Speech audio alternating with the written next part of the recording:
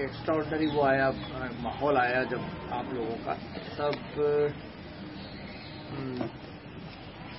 सिर्फ कवरेज के लेवल पे ही रहा, कोई बातचीत इस तरह से हुई, मतलब हुई बातचीत तो आप आएगी थे उस समय।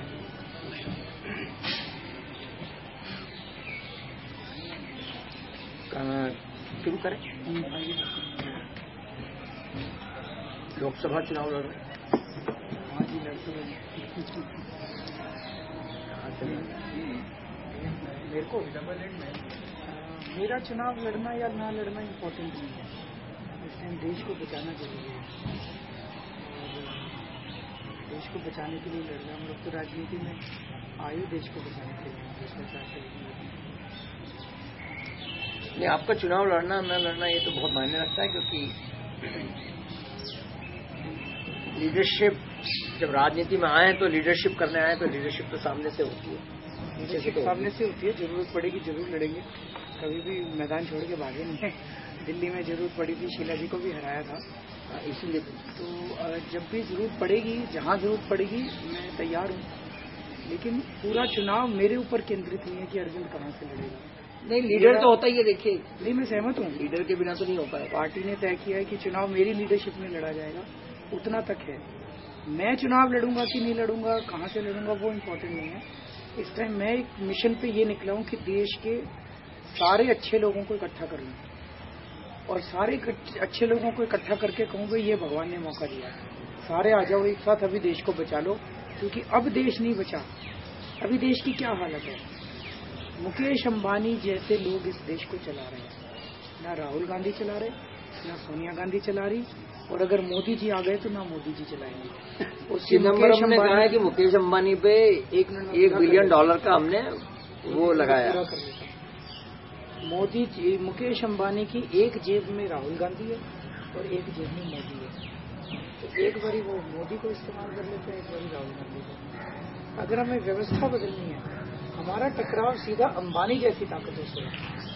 राहुल गांधी और मोदी तो उनका चेहरा है अंबानी के। इस देश को अगर आजाद कराना है तो सीधे अंबानी से टक्कर लेनी होगी। और आज आम आदमी पार्टी अकेली पार्टी है जिसने केवल दिल्ली सरकार में होते हुए सीधे अंबानी के ऊपर एफआईआर दर्ज की है, जो लगता नहीं आज तक किसी सरकार की हिम्मत नहीं थी कि मुकेश अंबानी के खिलाफ एफआईआर दर्ज करे। मैंने जो प्रश्न पूछा कि चिदम्बरम ने इसका जवाब दिया है कि $1 बिलियन का हमने वो लगाया है उसपे, मुकेश अंबानी पे जुर्माना। किस चीज का जुर्माना लगाया? एक गैस इशू पे, जो वो प्रोडक्शन से कब उन्होंने जो सप्लाई किया। $1 बिलियन का मतलब 4,000 करोड़ हुआ। $1 बिलियन, $1 बिलियन 4,000 करोड़ होता है। $1 billion is equal to 4,000 to 5,000 crore, depends on the exchange rate. और जो फायदा उनको पहुंचा रहे हैं $4 से $8 करके, उसमें एक साल में 54,000 करोड़ रुपए का फायदा है। अभी वो सामने आएगा कि $8 करेंगे कि नहीं। आज भी आपने बोला है कि जवाब दो। अभी कर दिया, करेंगे नहीं, कर दिया, ऑर्डर हो गए हैं, फॉर्मल ऑर्डर विड्रॉ करेंगे या नहीं वो मुद्दा है। अब ऑर्डर हो चुके हैं और बीजेपी और कांग्रेस दोनों उसके समर्थन में है।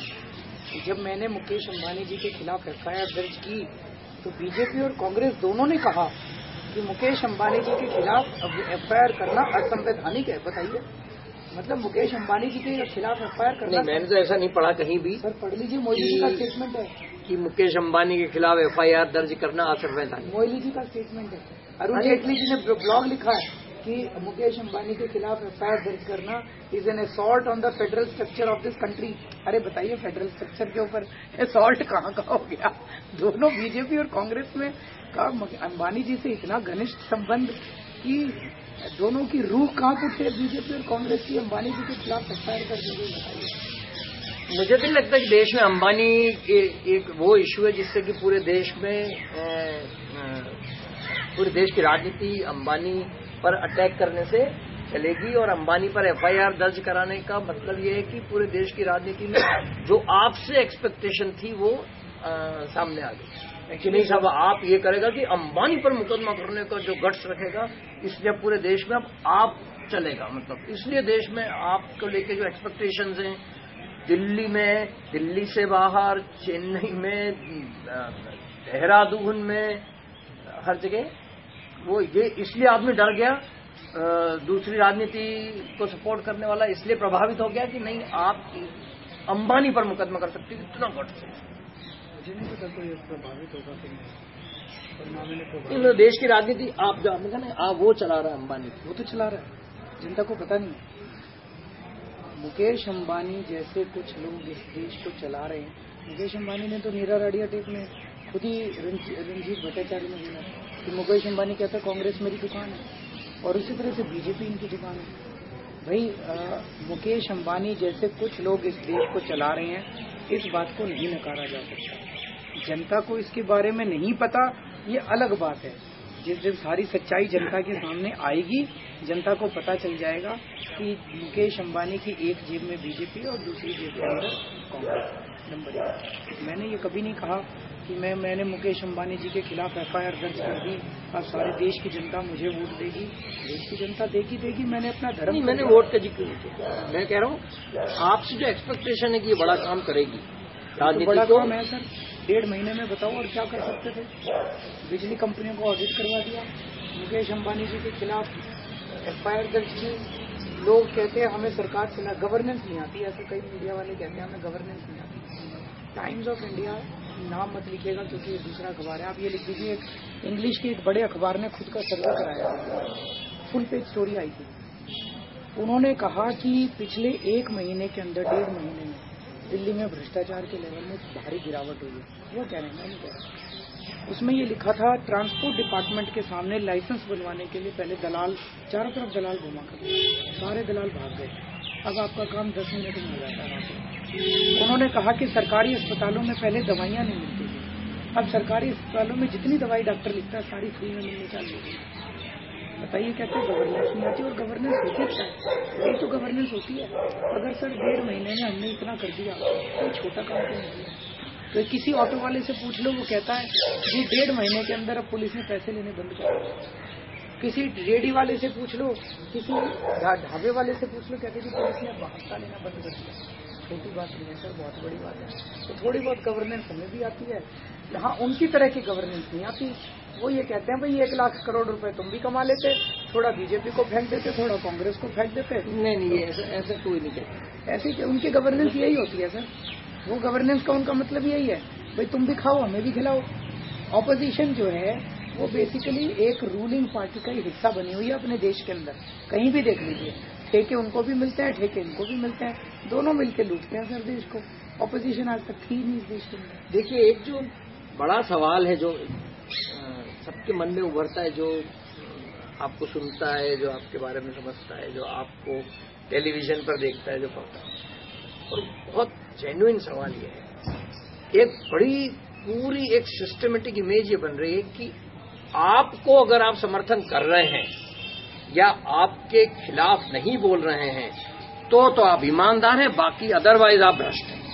सारे वो लोग जो आपके पक्ष में नहीं बोलते वो सारे भ्रष्ट हैं।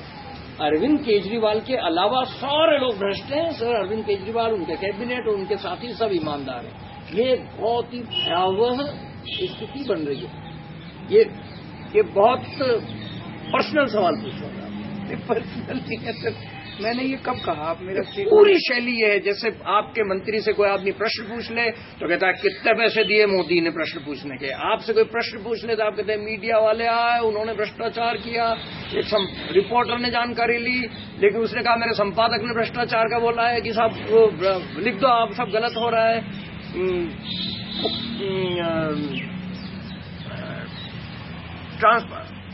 ट्रांसपेरेंसी इंटरनेशनल तो ये बता रहा है कि साहब भ्रष्टाचार तो कम हो गया है, लेकिन अखबार ऐसा छापने को तैयार नहीं है। ये भ्रष्ट है, कांग्रेस भ्रष्ट है, बीजेपी भ्रष्ट है, मीडिया भ्रष्ट है, मीडिया के मालिक भ्रष्ट है, सारे संपादक भ्रष्ट है, सारे लोग भ्रष्ट हैं। जब तक आप मुझे समर्थन कर रहे थे बहुत बढ़िया था। ये बहुत पर्सनल सवाल पूछा। कांग्रेस भ्रष्ट है ऐसा ओवरऑल एक ब्लैंकेट में मैं क्यों बात करूंगा? और मैं ऐसा कहूंगा तो आपको कि हाँ साहब आप भ्रष्ट हो।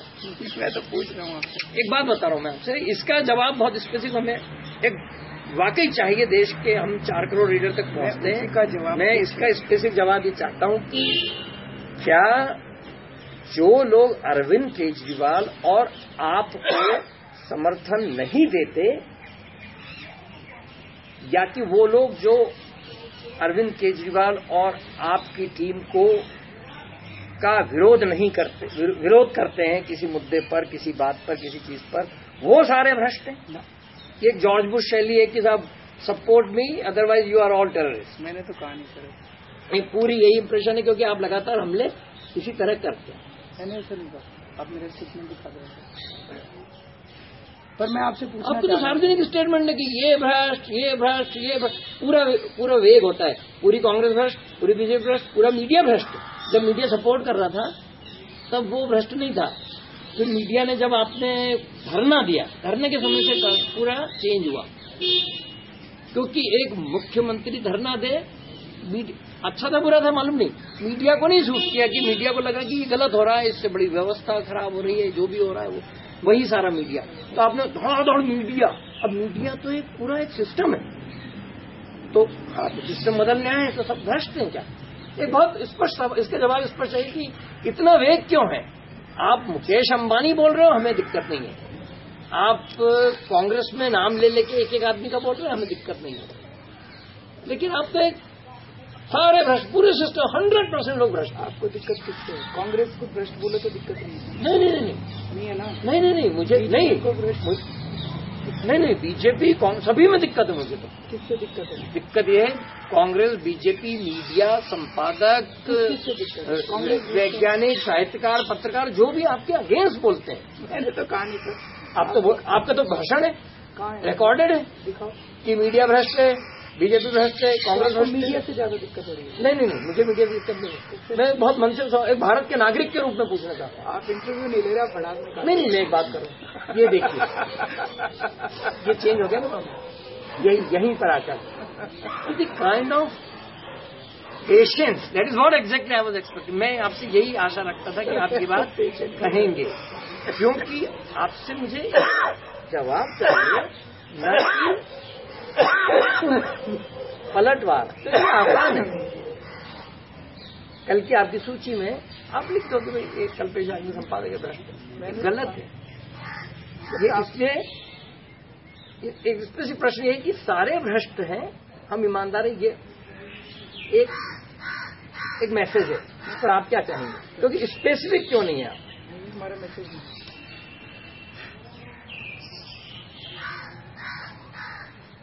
हमने तो ये नहीं कहा। आप मेरा स्टेटमेंट दिखा दो, फ्रेंड बोला आप निकाल के दिखा दीजिए। मैं जरूर शेयर कर लूंगा, आजकल सभी चीजें रिकॉर्डेड है, सब रिकॉर्डेड है, मेरा दिखा दीजिए। एनीवे, भ्रष्टाचार का आपका जो मामला है वो बहुत अच्छा, बहुत बड़ा है। इससे देश के सारे उन लोगों को जो न तो कांग्रेस में भरोसा रखते हैं, न बीजेपी में भरोसा रखते हैं, जो कि न कम्युनिस्ट में भरोसा रखते हैं, न सोशलिस्ट में भरोसा रखते हैं, जो सिर्फ देश में भरोसा रखते हैं या डेमोक्रेसी में भरोसा रखते हैं, ऐसे करोड़ों लोग हैं। इसीलिए नई नई पार्टियां आपकी तरह की आराम से सामने आके और बढ़िया वोट भी गेन करती हैं, उनका समर्थन भी प्राप्त करती है। ऐसे लोग जो किसी को बिलोंग नहीं करते और डेमोक्रेसी में बिलीव रखते हैं,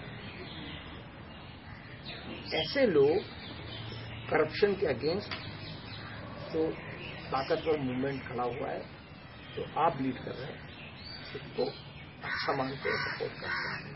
यहां पर मेरा एक प्रश्न है, उन लोगों को भ्रष्टाचार का मतलब यह है कि भ्रष्ट आचरण, यानी उसमें बात से पलटना नहीं, सच बोलना, अपने कुछ स्टैंड पर लगातार कायम रहना, ये भी आचरण में है। यहां पर ये प्रश्न आता है कि आप पार्टी लगातार स्टैंड बदलती क्यों? कौन कौन से स्टैंड बदले? लगातार आपने कहा कभी भी जिंदगी में, वो पुराने प्रश्न में दोहराने की जरूरत नहीं है, और फिर भी आपने पूछा, कभी जिंदगी में कुछ भी हो जाए, कांग्रेस बीजेपी सवाल ही नहीं है, उनके समर्थन से सरकार, समर्थन से सरकार नहीं। आपने कहा साहब फंसा दिया उन्होंने, फंसा कर दिया, आपके हाथ में, आपको स्वीकार करना है। इसका जवाब और कौन कौन से स्टैंड? बहुत सारे। आपने कहा मकान नहीं लेंगे, ये नहीं होगा, जो कि ये इशू नहीं है, सिक्योरिटी नहीं लेंगे, ये नहीं करेंगे, ये नॉन इश्यू है। हम इसमें नहीं जा रहे हैं कि आपको मकान लेना चाहिए नहीं लेना चाहिए, आपकी जिम्मेदारी है, आपको काम करने के लिए मकान लेना चाहिए। तो हमने कहा था बड़ा बंगला नहीं लेना। हाँ, तो 10 कमरों वाला बंगला लिया था। आपने कहा कि आपको तो खुश होना चाहिए कि 10 कमरों वाला ही बंगला लिया है आपने। मेरे पास रिकॉर्डेड है ये 10 कमरों वाला बंगला नहीं था कि 5 और 4 कमरे वाले 4 कमरों का घर था और दूसरा ऑफिस था। वो टाइप 6 था। टाइप 6 पोस्ट से मैं अभी इनकम टैक्स में था, मुख्यमंत्री को छोड़े उसके लिए था। 4 कमरे का वो घर था, 10 कमरे का बंगला नहीं था। तो आप लोगों 2 घर थे, एक तो ऑफिस के लिए यूज करते हैं। मुख्यमंत्री का कोई ऑफिस नहीं है? तो मुख्यमंत्री घर पे आते हैं ना, पब्लिक ग्रीवेंस का एक अलग ऑफिस बनता है मुख्यमंत्री के घर पे, तो पब्लिक ग्रीवेंस ऑफिस। सर, ये बंगले का तो बहुत बेकार इश्यू है। हम तो ये मानते हैं कि मुख्यमंत्री का जो भी आवास हो वो उसमें सारे नागरिक आ सकें, जो मुख्यमंत्री अपने अनुसार तय करे चीजें। इसमें कोई इश्यू ही नहीं था, क्योंकि आपने इश्यू बनाया इसलिए इश्यू बनाया। तो समर्थन के बात पे इसमें क्लियर है कि आपने ये तक कहा था शपथ लेते हैं, ये करते हैं, उन्होंने क्या क्या कहा था आपने, उसको दोहराने की जरूरत नहीं है। आप इसका जवाब हमेशा देते ही हैं। तो इसका मतलब एक ही मुद्दे पे पढ़े और से तो नहीं पढ़े। नहीं, बड़ी सारी चीजों पर कहा कीजिए ना, एक एक करके मैं जवाब दे देता हूँ। भाई सारी चीजों पर आपने बोला कि पूछे बगैर हम कुछ नहीं करेंगे जनता से, है ना। तो सरकार में पूछने के लिए आपने एक SMS का एक पूरा अभियान चलाया। छोड़ते समय तो आपने किसी से नहीं पूछा जनता से। ये भी पढ़ते और ये 2 पढ़े हैं ना। ये तो ओवरऑल पूरा चीज है, क्योंकि आपका पूरा गवर्नेंस, आपकी पूरी पॉलिटिक्स। जैसे मैं आपसे, आप पॉलिटिक्स में आए, सुधार तो आप कल भी कर रहे थे जब आप मूवमेंट में थे। पॉलिटिक्स में आप क्यों आए? तो मेरी तरह का जो आम नागरिक है वो ये सोच रहा है कि हाँ ये आए डिफरेंट। सवाल सीधा है, भ्रष्टाचार का मतलब भ्रष्ट आचरण भी है। अगर जाके सारे लोग एक जगह, आपका मंत्री लोगों को कहेगा कि हाँ छापे मारो नहीं तो मैं मारूंगा, एक जगह आपका व्यक्ति कहेगा कि साहब मैं तो मुंह पे थूक दूंगा लोगों के, एक जगह कोई कहेगा कि साहब ट्रांसपेरेंसी इंटरनेशनल की रिपोर्ट है जिसको आप CII में कोर्ट भी करेंगे और वो फिर गलत सिद्ध हो जाएगी, फिर आपको माफी मांगनी पड़ेगी या कहना पड़ेगा कि नहीं भाई मुझे तो जानकारी मिली थी। आप पार्टी ने जो आइडियल खड़ा किया है, आप हमारे सबसे एक्सट्रीम से एक्सट्रीम वो बता दीजिए अपराध। मुझे लगता है ये सबसे एक्सट्रीम अपराध यही है हमारे, जो भी आपने बताया।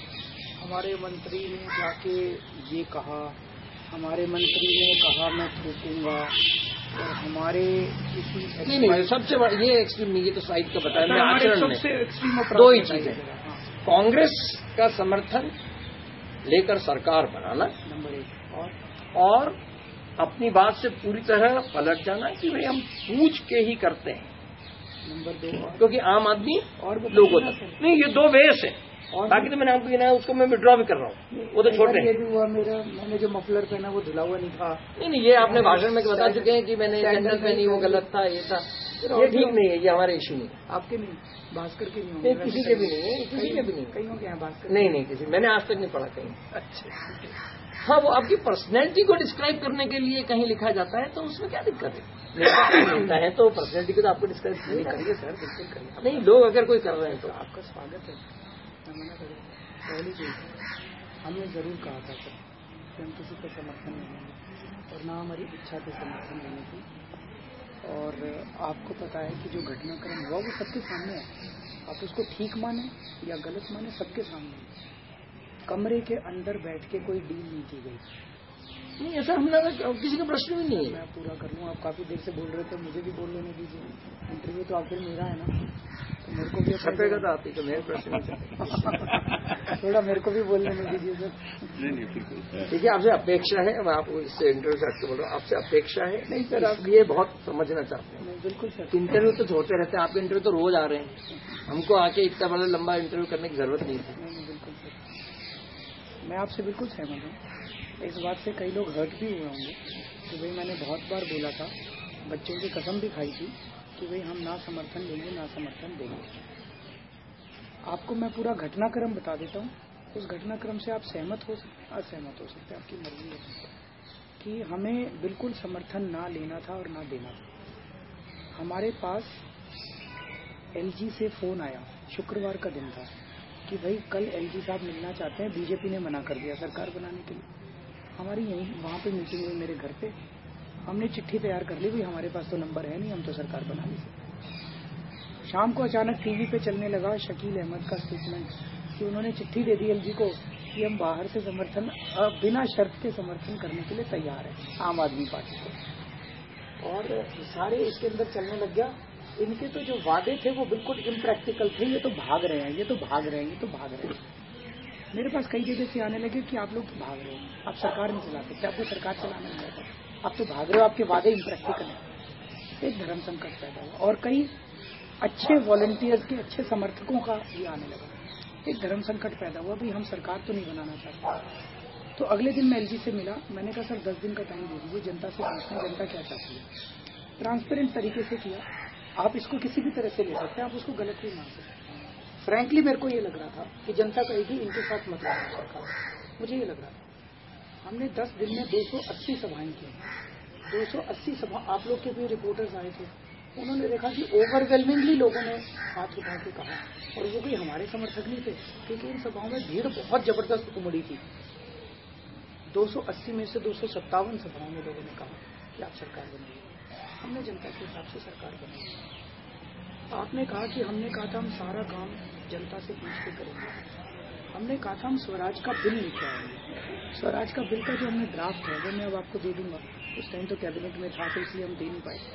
इसमें हमने लिखा हुआ है साफ कि कानून भी अगर सब विधानसभा में आएगा तो जनता के बीच में पहले उसकी कॉपी भेजी जाएगी और पूछा जाएगा। हम उस दिशा में बढ़ रहे थे, हम कानून बना रहे थे, एडमिनिस्ट्रेटिव ढांचा बना रहे थे कि सब काम तो नहीं, ज्यादा से ज्यादा काम जनता से पूछ के किए जाए। आपने सवाल उठाया कि रेजिग्नेशन से पहले जनता से क्यों नहीं पूछा। सर इसमें मेरा ये जवाब है, हो सकता है मैं गलत हूं, मेरा ये जवाब है कि जब हमने सरकार बनाई थी हमारे सामने बहुत बड़ा धर्म संकट है, हम सरकार नहीं बनाना चाहते, लेकिन यहाँ पे इस्तीफा देके गए मन में कोई धर्म संकट नहीं कि अगर ये लोकपाल बिल पास नहीं करने दे रहे तो कुर्सी पे बैठने का क्या फायदा। मैं यहाँ कोई कुर्सी भोगने थोड़ी आया हूँ। वहां पे मुझे 2 मिनट भी नहीं लगा सोचने के लिए, और समय नहीं था क्योंकि बिल उसके अंदर था कि जनता से पूछ पाते।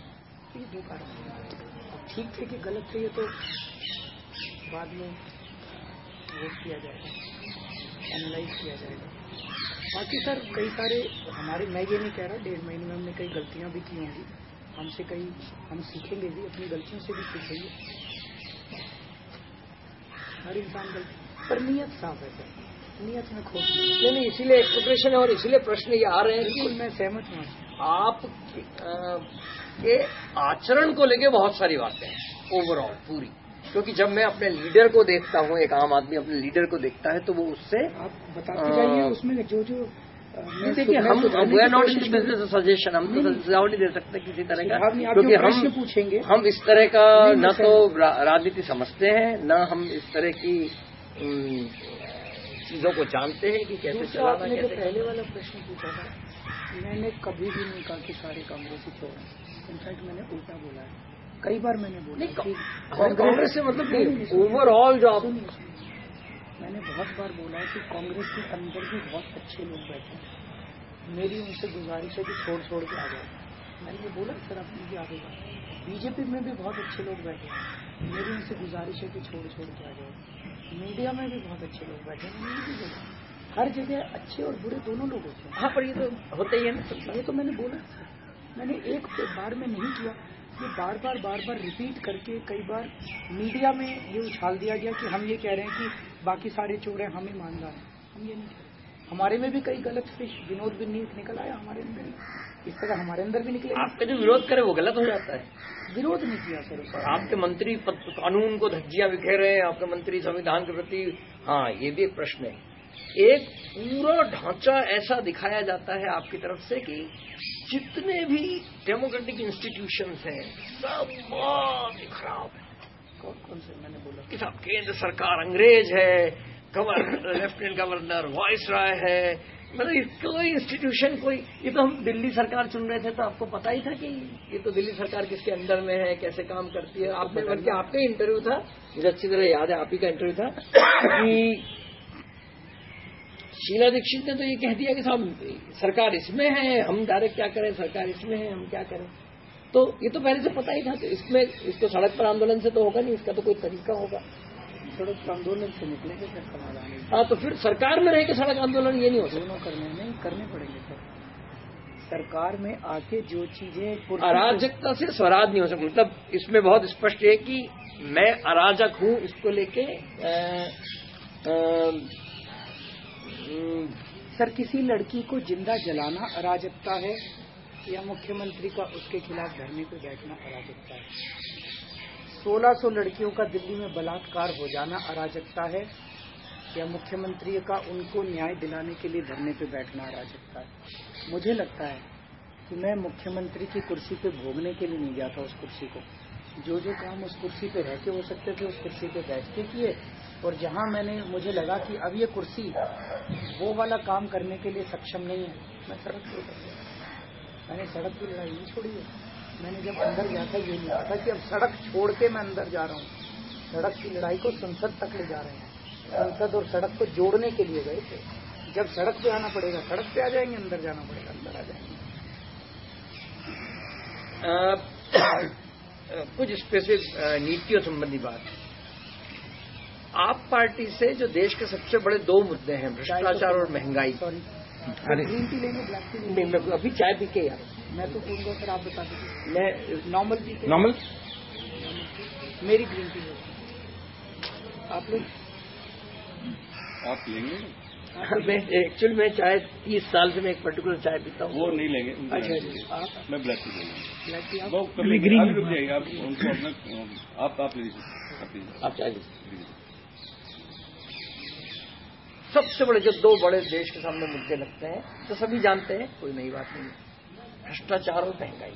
आप पार्टी का भ्रष्टाचार के प्रति तो एक क्लियर स्टैंड है, पता है कि भ्रष्टाचार के अगेंस्ट हर लेवल पर जाएगी, आंदोलन भी करेगी, सड़क पर भी उतरेगी, कानून भी बनाएगी, इंस्टीट्यूशनलाइज भी करेगी चीजों को और कार्रवाई भी करेगी।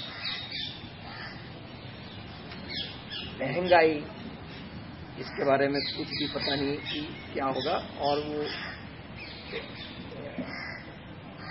देश के किसी भी तबके को कन्विंस नहीं कर पाई है कि वो महंगाई के लिए क्या करेगी। भ्रष्टाचार और महंगाई एक ही सिक्के के दो पहलू नहीं है।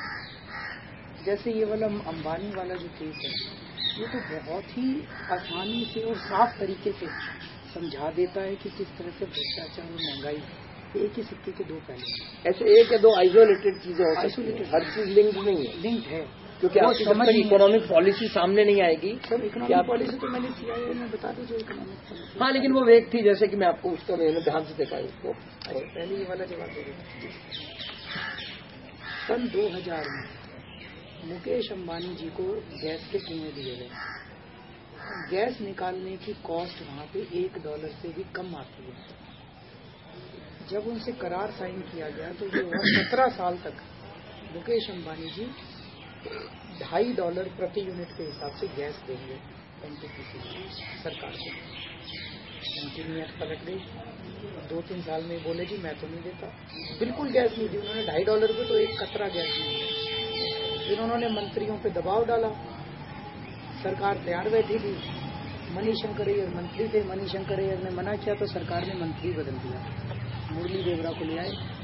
मुरली देवरा ने आते ही उसको $4 प्रति यूनिट कर दिया। अब आदमी का तो लालच होता है, उनका फिर लालच बढ़ गया। बोले मैं $4 नहीं, मैं तो $8 लूंगा, नहीं तो मैं गैस ही नहीं देता। अरे भाई गैस के कुएं तो हमारे गैस नहीं देता का क्या मतलब हुआ? आज पिछले 4 साल से वो गैस के कुएं बंद करके बैठे हैं। CAG ने भी उसके ऊपर बड़ी कड़ी टिप्पणी की है। गैस के कुएं अगर बंद कर दिए तो एसेंशियल कमोडिटी है, इससे तो खाद बनती है, बिजली बनती है। सरकार का क्या फर्ज था कि मुकेश अंबानी को हटाती और गैस के कुएं खुद चलाती है? सरकार तो तैयार बैठी थी उसके दबाव में। सरकार ने $8 कर दिया। अब 1 अप्रैल से $8 हो जाएंगे। $1 की चीज से $8 दे रही है सरकार। अब उससे CNG महंगी हो जाएगी। ये तो हमारे को पता चल गया। ये सब अगर पता नहीं चलता, कल को CNG महंगी होती, आप कहते महंगाई हो गई जी, पता नहीं क्यों हो गई महंगाई। इससे बिजली महंगी हो जाएगी। कल को बिजली महंगी हो जाती है, आप कहते हैं जी बिजली महंगी हो गई, पता नहीं क्यों महंगी हो गई।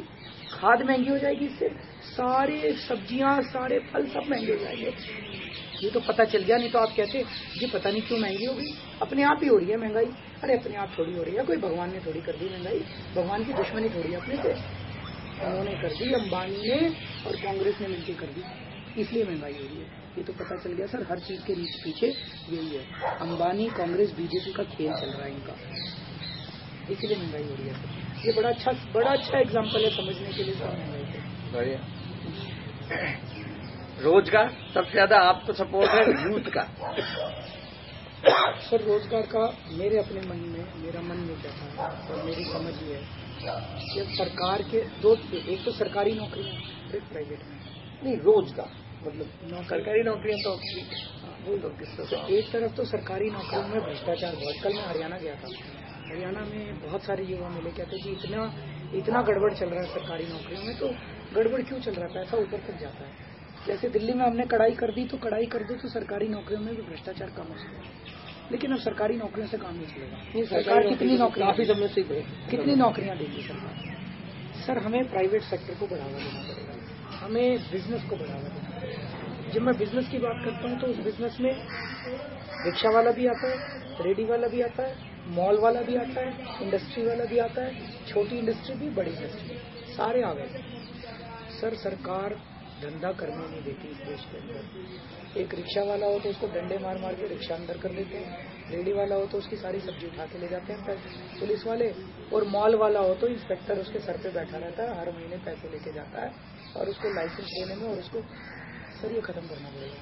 हमें दो काम करने पड़ेंगे। एक काम तो ये करना पड़ेगा कि आज कानून के अंदर जो अड़चने हैं जिसकी वजह से बिजनेस फ्लरिश नहीं कर पा रहे, वो सारे कानून रिविजिट करने पड़ेंगे, बदलने पड़ेंगे। आज कानून के अंदर जितनी हमने ये अननेसेसरी पावर दी हुई है ये बंद करनी पड़ेगी। और दूसरा, हमें पॉलिसीज ऐसी बनानी पड़ेंगी कि आज हमारे देश के अंदर कोई नया धंधा शुरू करना चाहे तो वो चुटकी बजाने में कर सके नया धंधा। आपके पास अगर आइडिया है, आप इंडिया में धंधा शुरू करने की कोशिश कर लो, 20 साल लग जाएंगे। और आप अमेरिका में आज चले जाओ, 20 दिन के अंदर आप धंधा शुरू कर लोगे। वो स्टेट हमें देश के अंदर करनी पड़ेगी। अगर व्यापार बढ़ेगा, और हमें अपना शिक्षा का सिस्टम बदलना पड़ेगा, एजुकेशन सिस्टम। आज BA BSc करने के बाद आदमी नौकरी ढूंढता है, क्या फायदा पढ़ाई करने का? हमें ऐसा करना पड़ेगा, विदेशों के अंदर इंस्टीट्यूट के अंदर ही इंक्यूबेशन सेंटर्स होते हैं।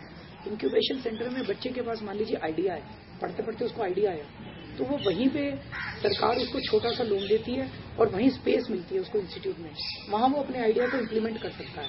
और अगर उसका आइडिया क्लिक कर जाए तो फिर वो बाहर आके वो फिर जॉब सीकर नहीं होता, वो जॉब प्रोवाइडर बन के बाहर निकलता है। हमें भी पूरा एजुकेशन सिस्टम ऐसा करना पड़ेगा कि हमारे युवा नौकरी ढूंढने के बजाय नौकरी देने वाले बने। ये बिजनेस का आपका CII के बाद से थॉट चेंज हुआ है, इसके पहले तो आप एंटा बिजनेस लगते थे। सर गलत फहमी थी हमारे बारे में। मैंने वॉटन की स्पीच दी थी, उसमें भी यही बोला था, पर वो ज्यादा फेमस नहीं है स्पीच, ज्यादा लोगों ने पढ़ा। मैं तो कब से हम लोग यही बोल रहे हैं सर, क्योंकि